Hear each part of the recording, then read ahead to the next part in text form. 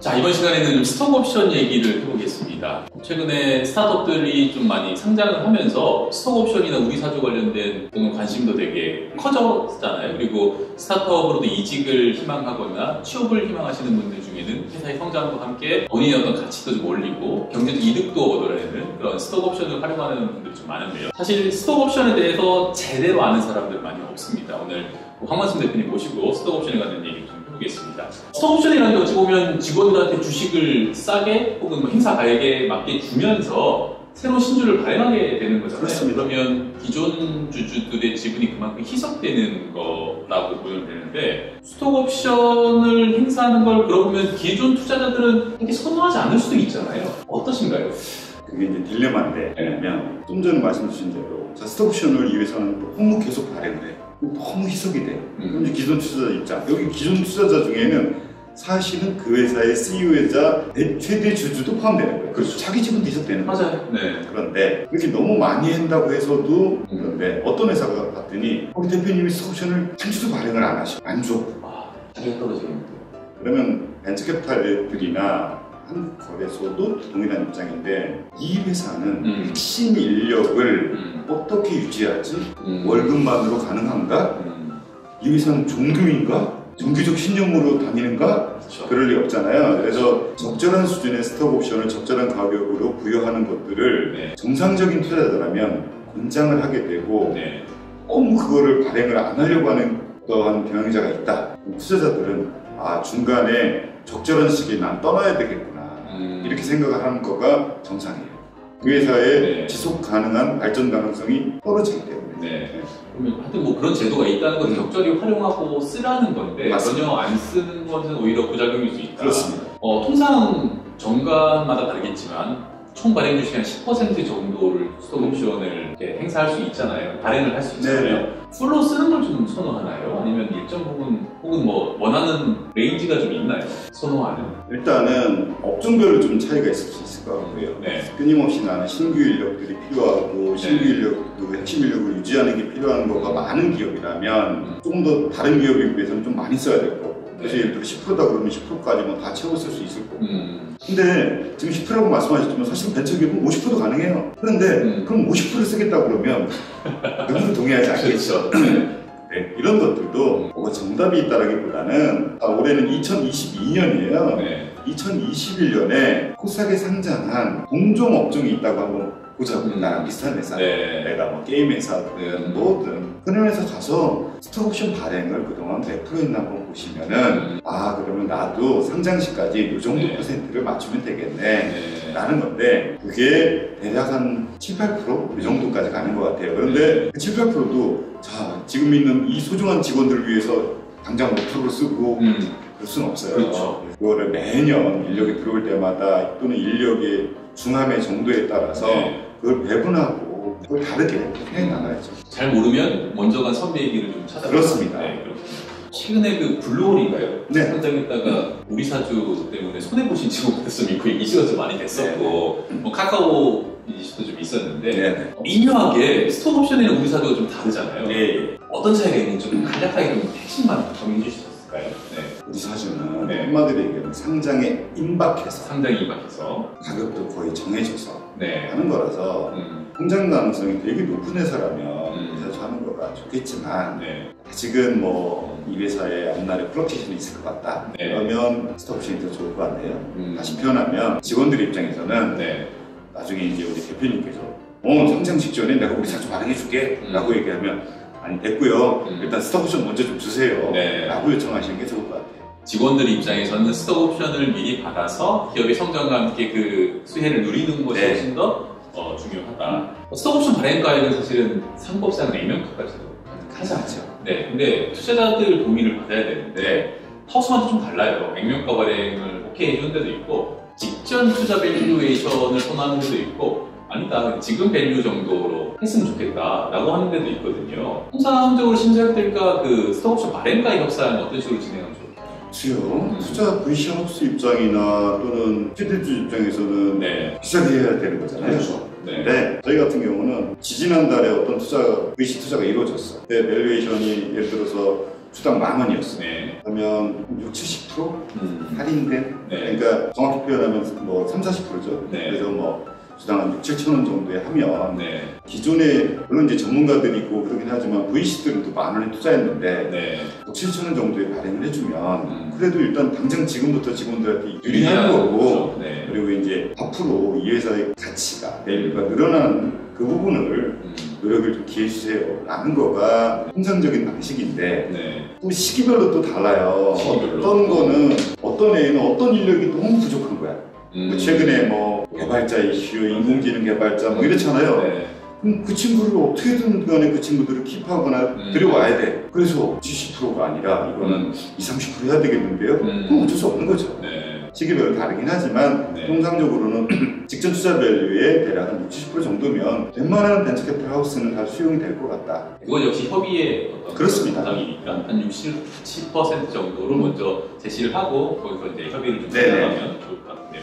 그러면 이 스타트업 행사가액을 너무 낮게 잡아버리면 그 스타트업 회계적으로 타격이 좀 클까요? 그렇게 크진 않은데 네. 그래도 어쨌든 회사에서 스타트업 비용이라고 회계적으로 잡을 수가 있어요. 잡을 네. 수밖에 없어요. 그러니까 네. 투자자 측면에서는 지분이 희석되는 게 있고 네. 투자자와 최대준 지분이 희석되는 측면이 있는 거고 그 회사에 있어서는 스톡옵션 발행과 관련된 비용이 또 재무적으로 잡히는 부분이 있어서 네. 그래서 이제 너무 낮은 가격으로는 회사의 재무제표에 영향을 미치니까 그렇죠. 하지 말자라는 정도인 건데 역시 뭐 조금 아까 60-70% 말씀드린 것과 그냥 일반적인 그냥 우리가 받아들인 상식을 얘기하는 거고 그 또한 대한민국의 상식이에요.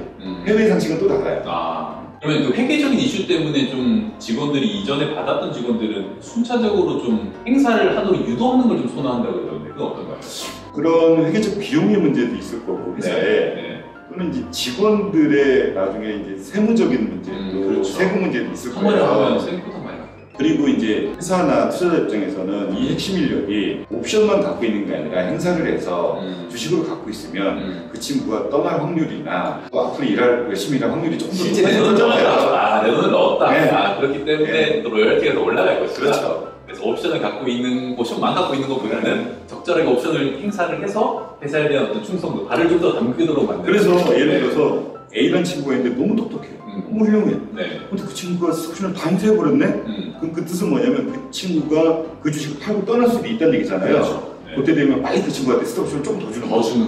그때는 또 좀 더 주는 거죠. 네, 그렇군요. 이 스톡옵션을 승인을 받으려고 그러면 이사회에서 통과해야 되고 그거를 주총을 안건을 올려야 되는데 그 대표님의 경험상 이 회사는 정말 깔끔하게 주총 안건을 우리한테 제안해서 정말 깔끔하게 다 승인했다. 이런 기업이 있을 거잖아요. 그런 기업들은 어떤 노하우로 이렇게 주총을 통과시킬까요? 그러니까 이런 건데 지금 이제 방송이 언제 나갈지 모르겠지만 대략 한 2월 정도가 되면 자 해가 바뀌고 1월이 지나가고 2월이 되면 자 우리 이사님들 다 모여보세요. 그렇죠. 투자자도 잠깐 오세요. 자 우리 이사 보수한도도 정해야 되고 이사 보수도 정해야 되고 스톡옵션도 정해야 되고 자 정해야 되고 직원들 월급도 정해야 되니까 자 우리 한번 회의 한번 하시죠. 그래서 이제 회의를 쭉 하고 이사회에서 이제 그 안건 처리를 하고 이사회에서 안건 처리할 때 뭐 좀 더 예쁘게는 성과보상위원회에서 그거를 이제 이사회에 올려서 그걸 추인을 받게 하고 그렇게 해서 그것들을 가지고 자 성과보상위원회 이사회에서 투자자 간담회에서 정해진 거예요. 그러고 나서 공문이 날라와요. 자 뭐 필요한 경우에 자 회의록 첨부드릴까요? 그러면 누구도 군말할 수가 없는 거예요. 자 이거 다 협의가 됐구나. 그런데 그 내용 중에서도 아까 얘기한 대로 뭐, 자, 이사 보수한도가 작년에는 뭐, 이사가 몇 명, 뭐, 6명이었는데, 올해는 8명으로 늘어났으니까, 대략 뭐, 비율적으로 이 정도로 일단 한도를 올리고, 또는 뭐, 직원들 월급은 어떻게 할 거고, 스톡옵션은 지금까지 발행된 내역이 뭐 2.78%인데 이번에 1.32% 정도면 괜찮은 정도인데 그 가격도 직전 증자가액이 한 60% 정도야? 다 합리적이네. 다 설득이 되네. 자 그러면 빨리 결제해. 이렇게 되는 거죠. 주총은 어찌보면 요식행위고 사전에 다 협의를 미리 다 해놓고 거기까지 끌고 가야. 사실은 그렇습니다. 그래서 이것도 그냥 지나간 이야기 들으면 VC 하우스에 있는 심사위원들이 3월 중순 이후부터 막 난 바빠. 그래서 왜 바쁘세요? 그랬더니 내가 투자한 기업들 주주총회가 그래요 라고 얘기하면 그 심사위원은 일을 하지 않는 친구거나 왜냐하면 2월에 바빠야 돼요. 2월에서 3월 초까지 바빠야 돼요. 주총이 아니라 그 전에 이제 더 바빠가지고 다 협의를 끝내놔야 주총은 그냥 주총은 네. 그냥 필요하면 위임장 보내서 하면 되는 거지. 이미 네. 다 결정이 된 건데. 네. 이런 거는 좀 생소하실 수도 있는데 풀 다일루전이라는 개념이 있습니다. 네. 미리 지금 발행한 스톡옵션뿐만 아니라 미래에 발행 가능한 스톡옵션까지 다 그 밸류에이션을 녹여가지고 밸류를 산정하는 경우가 있더라고요. 그런 걸 좀 많이 선호하나요? 불확실성을 줄이기 위해서 얘기를 하고 저희 회사도 투자심사 보고서에 보면 네. 현재 기준으로서의 밸류에이션이 네. 있고 풀 다일루션 시 밸류에이션이 있고 네. 그 풀 다일루션이 또 현재까지 발행된 스톡옵션만을 예상한 풀 다일루션이 있을 수 있고 그렇죠. 이 회사는 죽었다 깨어나도 8%까지는 스톡옵션을 다 발행할 거래요 라고 가정한 풀 다일루션 밸류에이션이 따로 있을 수 있죠. 그렇죠. 그런데 나는 빅데이터를 갖고 인공지능을 이용해서 뭘 하는 회사인데 우리 회사 막 앞으로 인력을 막 이렇게 들여봐야 돼. 근데 스톡옵션 가격도 나는 싸게 줄 수밖에 없어. 네. 회사 가액을. 그러면 그때 아예 미리 투자자랑 정해버리는 거예요. 저는 어쩔 수가 없어요. 한 10% 끝까지 갈 거고요. 네. 발행가요. 네가 뭐라고 얘기하더니까 관계없이 나는 주당 10,000원짜리 난 1,000원에 할 수밖에 없어요. 라고 정해놓고 나서 하게 되면 그 다음에 네. 투자한 이후에라도 뭐 벌어질 수 있는 자금의 소지를 없애는 거고 이 또한 그래서 10%까지 하기로 약정을 했어. 그러니까 그건 완고불변의 진리인가? 그렇지 않아요. 그렇죠. 또 협의하면 되는 네. 거고. 네. 그 방금 말씀하신 이런 협의는 텀시시 오기 전에 끝내야 되나요? 아니면 투자계약서를 협의하는 단계에서 하나요? 텀시도 오고 나서 그 당시에 그때 협의할 수도 있고 아니면 뭐 투자계약서 상에서 협의할 수도 있는데 네. 어찌 되었던 간에 벤처캐피탈 하우스 내에서 투자심의위원회를 하기 전에 알겠습니다. 스톡옵션에 관련된 내용들을 좀 알아봤습니다. 스톡옵션은 사실 지분이 희석된다는 그런 단점은 있지만 직원들의 어떤 그런 로열티를 올린다는 측면에서 적극적으로 활용하면 좋을 것 같고요.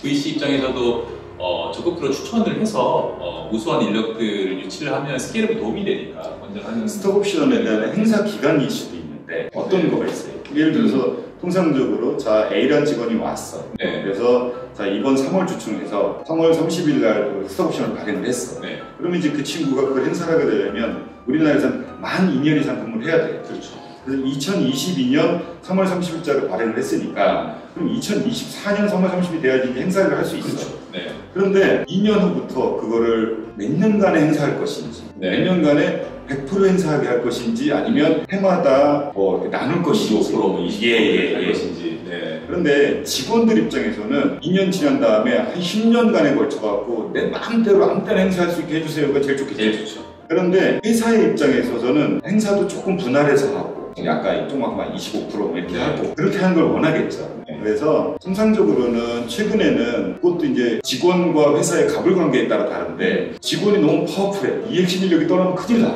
그럴 때는 직원이 강력한 요구를 하게 되면 그걸 나눠서 못하게 하는데 대부분의 경우에 있어서는 예를 들면 만 2년이 지난 그 첫 해에는 30% 행사하고 두 번째 해에도 또 30% 가능하고 세 번째는 또 20% 가능하고 네 번째는 한 20%도 가능하게 이렇게 이제 나눠서 결국 스톡옵션의 목적은 핵심 인력을 키퍼해서 이 회사의 밸류에이션 발전에 도움이 되도록 하는 거라서 이렇게 분할해서 하는 거라서 직원들 분들이 뭐 치사하게 이거를 뭐 한꺼번에 하게 해야지 왜 이러냐 하는데 회사가 하고자 하는 목적, 스톡옵션의 발행 목적 이런 게 있다라는 것도 직원분들 생각하시면 좋겠다. 이번 시간까지 스톡옵션 관련해서 좀 알아봤습니다. 근데 대표님 얘기를 하다 보니까 전부 다 내포가 가능한 걸로 다 이해가 돼요. 뭐 계약서도 그렇고 스톡옵션도 그렇고 뭐 대표자 지분율도 그렇고 정해진 건 사실은 없고 어떻게 협의를 잘 하느냐가 어떤 VC와 스타트업 대표와의 관계인 것 같은데요. 실제로 다 공감하시나요? 그렇습니다. 네. 그런데 아까 이제 계약서 이런 것도 제가 이제 뭐라고 얘기했냐면 1조 1항부터 32조 3항까지를 하나하나를 다 협의하자고 하면 상대방도 지치는 거예요. 그래서 내가 중요하다고 생각되는 것들에 대해서는 협의 가능하고 그 과정 또한 협의 과정이 그냥 시간을 버리는 시간이 아니라 저 심사위원 저 VC하우스의 성향은 또는 반대편 입장에서는 저 경영진은 나를 잘 설득을 해야지 딴 데가 사업할 때도 잘 설득하시지 않겠어요? 그렇죠. 네. 나한테 막 우기는 분이 딴 데 가면 정말 협상을 기가 막히게 잘 하실까? 아니겠죠. 그래서 그 협상하는 과정도 서로를 파악해 가고 서로가 인정해 가는 순간이니까 그게 가능하다는 생각을 하시면 좋을 것 같고 하나만 더 말씀드리면 아까 대한민국 계약서가 두껍다고 하셨잖아요. 그렇죠. 그분들에게 나중에 저희 한국자 파트너스 사무실 한번 놀러 오시면 저희 미국 계약서 영국 계약서가 얼마나 더 두꺼운지를 보시면 기절하실 겁니다. 해외 투자 계약서는 변호사가 없으면 검토가 불가능하다. 그래도 우리나라 계약서가 두껍고 좀 어렵긴 하지만 해외 계약서에 비하면 세 발의 피다. 이런 얘기 한번 드려보겠습니다. 여러분이 받아보시는 투자 계약서는 굉장히 러프한 수준이다. 네, 내고를 잘 하시면 된다. 이렇게 마무리를 하겠습니다. 감사합니다. 감사합니다. 네.